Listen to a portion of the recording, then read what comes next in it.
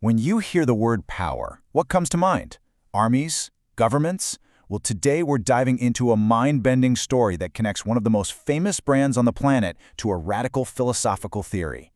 And it reveals a hidden system of power you probably never even knew was there.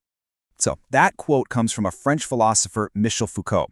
His whole argument was that the most powerful force in the world isn't about physical chains or prisons. Nah, it's the quiet power that gets inside your head, the one that shapes your daily habits, your desires, and even your health. Seriously, keep that idea in your back pocket, because it is the key to everything we're about to unpack.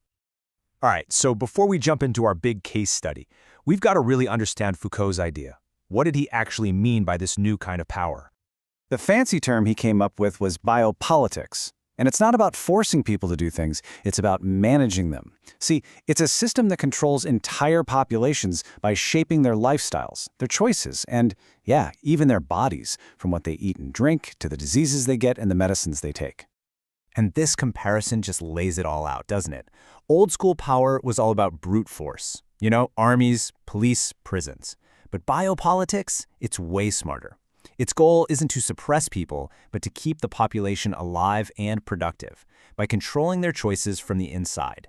It's a huge shift from ruling over your body to just managing your life. So that's the theory. But what does it look like in the real world? Well, for that, we're going to Mexico, which is just a jaw-dropping example of biopolitics in action. And it all kicks off with the conquest of an entire nation's culture, one sip at a time. You know, before that red and white logo was literally everywhere, Mexico had this incredibly rich and diverse drinking culture. You had pozole, this fermented corn drink for farmers, you had tejate for festivals, amazing fresh fruit waters called aguas frescas, and even a ceremonial spirit called pax. These weren't just beverages, they were woven into the very fabric of daily life.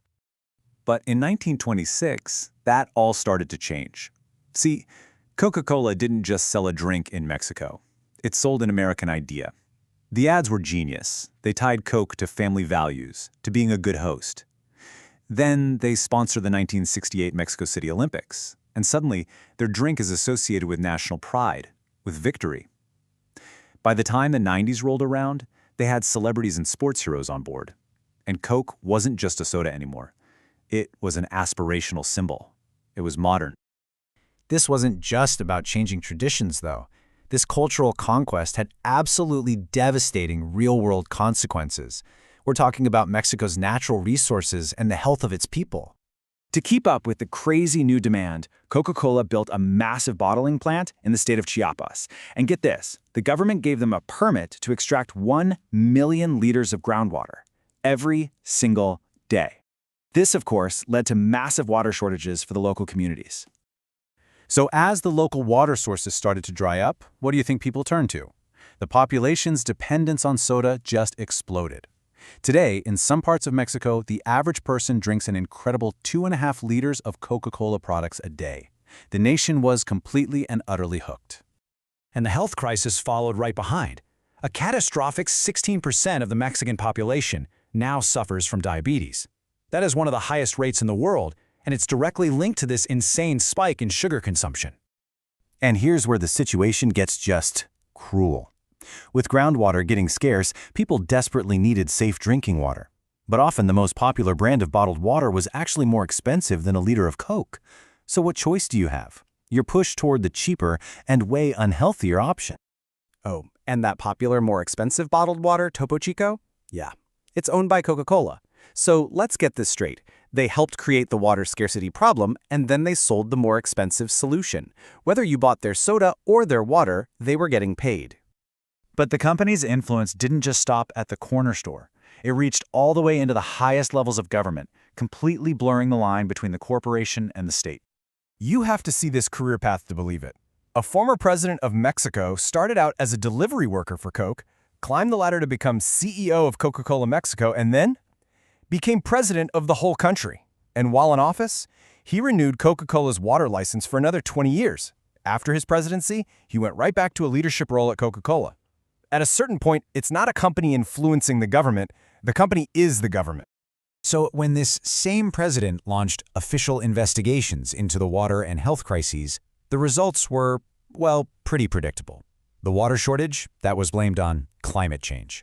The diabetes epidemic? Blamed on Mexicans' lazy lifestyle. The corporation got off completely scot-free, and the recommendation? Coca-Cola should sell a less sugar version and sponsor some exercise programs. Right. So we know who sells the soda that's making people sick. That's clear. But have you ever wondered who sells the cure for that sickness? And this is the final reveal. The biggest shareholders in Coca-Cola are massive investment firms like BlackRock and Vanguard. Now, who are the top shareholders in Eli Lilly and Novo Nordisk, the pharmaceutical giants who make insulin and diabetes drugs like Ozempic? You guessed it, the exact same firms. So let's bring this all back to where we started, back to Foucault. This entire incredible system, from culture to politics to your health, it's a perfect real-world example of his theory.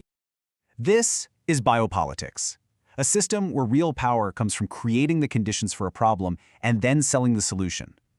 In Mexico, whether you're buying soda, bottled water, or the insulin you need to treat your diabetes, the profit often flows right up to the same source. It's a perfect closed loop, and it is incredibly profitable. And all of this leaves us with one last, pretty unsettling question to think about. Sure, the story of Mexico is an extreme example, but the mechanics of this power are global. So take a look at your own life. How many of the daily habits that define your health and your happiness were truly chosen by you, and how many were chosen for you?